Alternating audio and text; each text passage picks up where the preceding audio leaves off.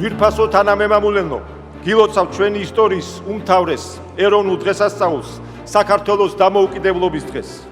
განსაკუთრებით გილოცავთ მათ, ვინც დღეს სამშობლოს ერთგულება შეფიცეთ და საქართველოს ჯარისკაცის სახელი მოიპოვეთ.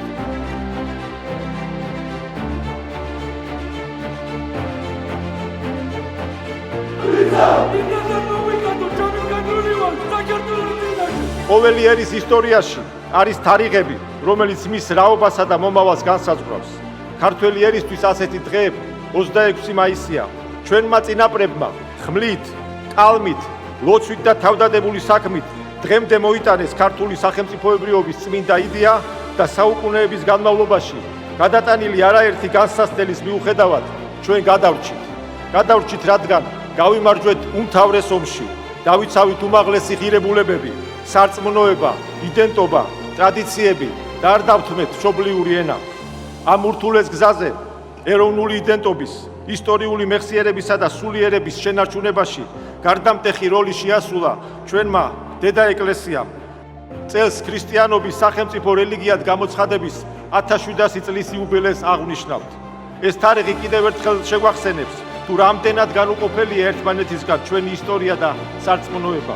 გვიამაყება ქართული კულტურა საკუთარი ტრადიციების ერთგულებასთან ერთად, სხვისი რწმენის პატივისცემასაც გვასწავლის. თანამედროვე მსოფლიოს უდიდესი გამოწვევების ფონზე კარგად უნდა გავაცნობიეროთ, დამოუკიდებლობა არ არის ერთხელ და სამუდამოდ ბოძებული მოცემულობა.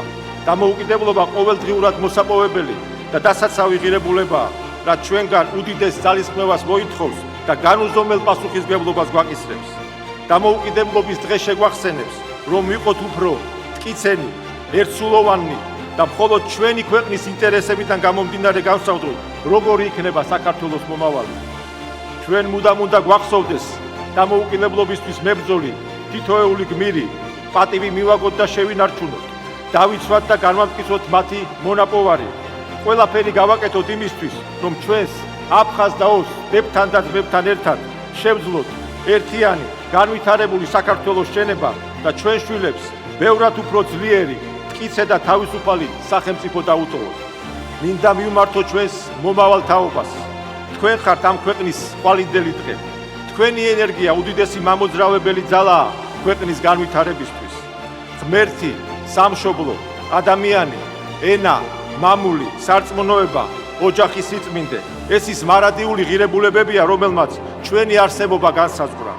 სწორედ ამ იდეალებზე დაყრდნობით უნდა გახდეთ საუკეთესოები თქვენს მოწოდებაში, რათა ჩვენი სამშობლო უკვდავ იყოს მარადჟამს.